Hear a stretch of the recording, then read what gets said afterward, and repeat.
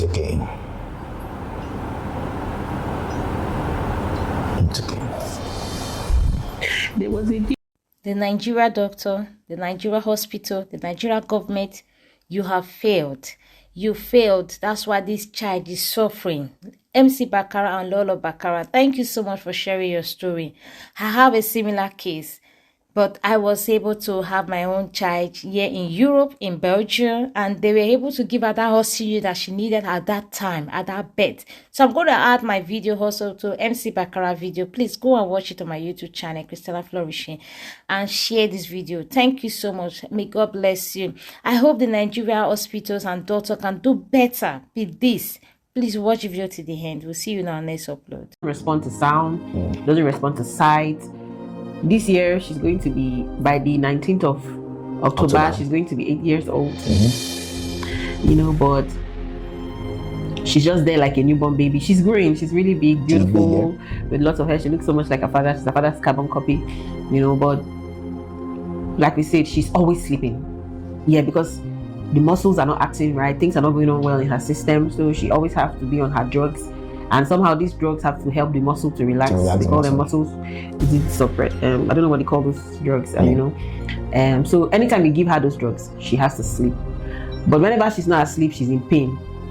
So it's just a routine of sleeping. Like you really. I know there was a time my son asked me. I was like, "Mommy, why is Eke always sleeping?" And I said because she's not feeling too strong. You know. So yeah, that is what she has to live with. Now she goes, of course, for therapy. She's been going for therapy since about 3 or so. From like even before a year. Even before a year. She has been on therapy for her whole life. You know. And even when I had hopes, I kept pushing. I tried to check for hospitals in India, in Germany, anywhere. In fact, that time we didn't even have the money. We didn't even have money, but I was like, let me just have the hospital tell us, come. You know, then we'll not have to look for ways to struggle for money so that we could foot our bills and all. But this hospital told us this girl is going to be in a vegetative state all her life. But you can do physiotherapy, but you may likely not see any results in anything, you know. So sometimes people ask me, my friends are like, why don't you just take her to all these special schools for her to just be there? And I'm like, okay, so I'll just take her to the school to just sleep there in the environment. I don't understand, because if she goes there, she'll just lie down all day and then we'll bring her back, you know, but she sleeps all day, you know. And I don't know if my husband wants to mention it, but one of his very close pal gave him a medical advice when we were in the hospital, because he came to see the baby. He's a medical person and all that, and since he was like a friend, so he had to like call my husband to a corner and tell my husband, don't tell your wife this. But this girl would, because he showed her the results of the whole scan, the brain things that we've been running based on the instructions of the doctors, and him as a doctor too, as a consultant, just told my husband and said, this girl is going to be in a vegetative state all her life. It's going to stress both of you, and you guys, and your finances will go really down. Yeah. And then he told my husband, I don't think you should tell your wife, but I think you guys should just let her go. So let her sleep. Do something so that they can. I mean, the first step was to remove the oxygen mask. Then that time I was saying, yeah. So then she was sitting on the oxygen and they're like, you can do something, you know, just so that she just sleeps on.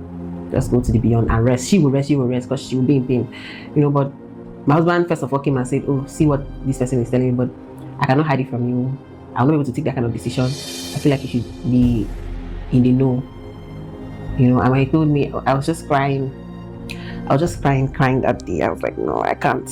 I said, and he said, no, he can't. That's what he told me to. And that if this is what God wants us to deal with for the rest of our lives, or for as long as he keeps her, then perfect. We'll deal with it together, you know.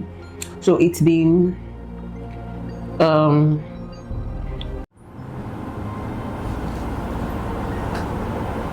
it's okay. It's okay.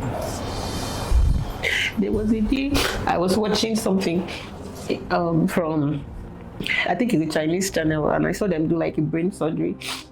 So I asked my husband, I said, do you think they can do a brain surgery and give my baby a new brain?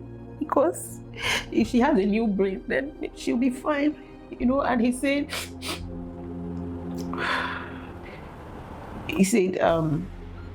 do we want to test it? Do you know what it means to open the skull of this child?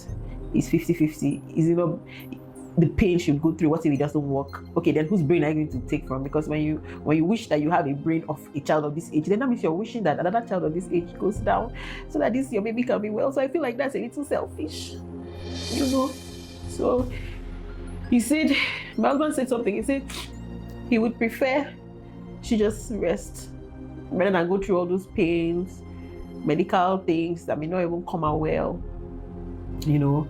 Plus, he was like, you know, China, they do a lot of testing. So you want to use your child to test when it's not yet confirmed that we can have the transfer. And whose child do you want to kill in the process? You know? So, well, I just thank God, because for me, even in this situation, I still see some miracles, you know.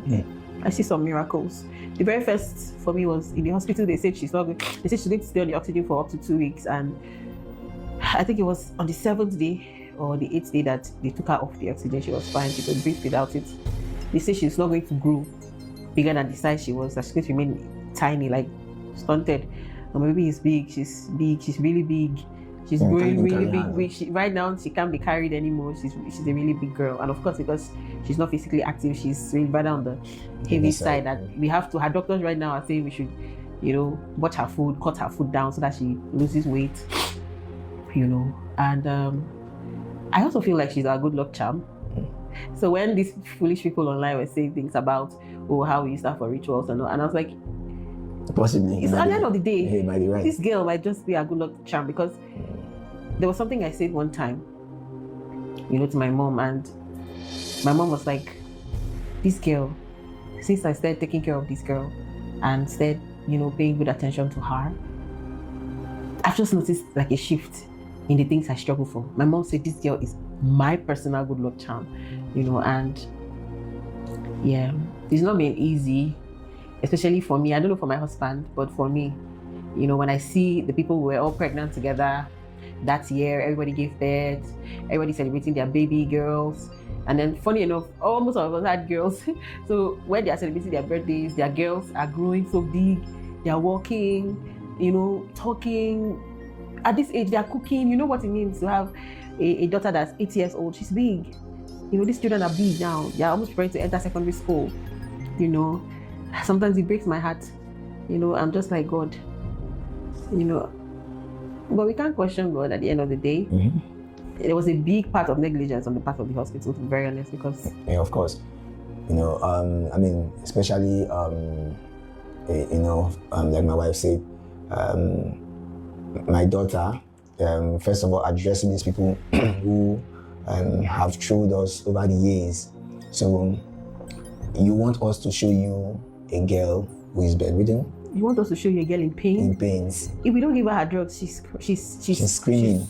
She's making that sound. There's a sound she makes, a groaning sound. Groaning sound. She's in pain. She's stretching. You know, so squeezing. You're there. You make videos of us. You mock us and do a whole lot of stuff.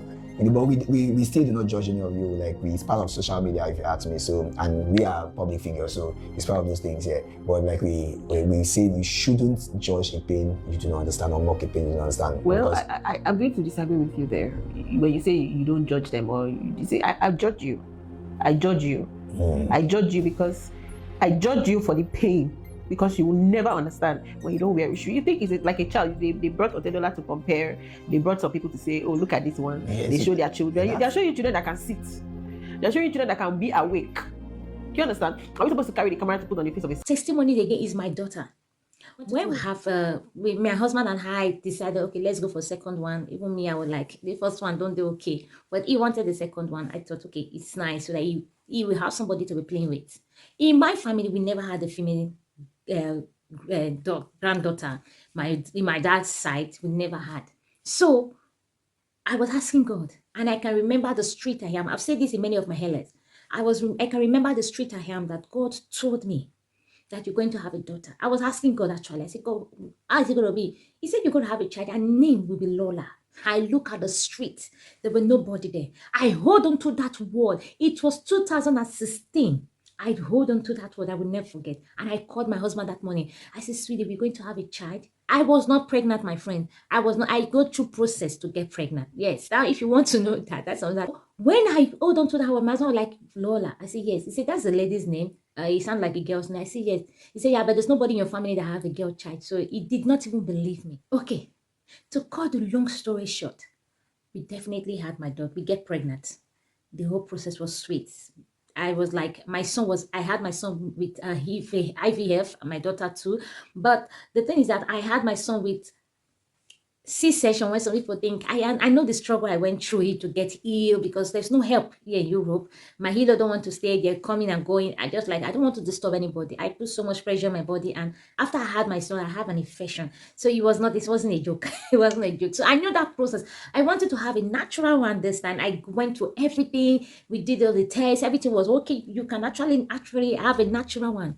So when it was getting to that 38 to 38 weeks plus, the doctor told me, if you can come, we can do the C-section now. I said, no, I really want to have a natural birth if possible. So during the process, the water broke. We went to the hospital, but I was not having the contraction that more than 4 something. It's not up to 5.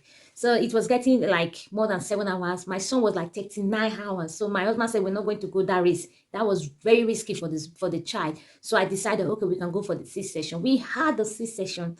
The most, I will put in the picture here. The most, it was the most quiet period of my life. You know, when they did everything, they took the child out. My husband actually, they told him to go out of the room. He was so quiet. I could not hear the child cry like my son cried. I knew something was wrong. They were working on me more than the way they were working when I had my son, because I have an experience of the first one. So they work on me so long. I was like, okay, what is wrong with me actually, that they're even working more on me to this time? And why am I not even hearing of my child that I just had? So when we finally, they finished 1 hour something, or they were running around and everything, they finished with me, they drove me out, and they took me out, and I saw that they were trying to bring her back to life, and they need to transport her to another hospital.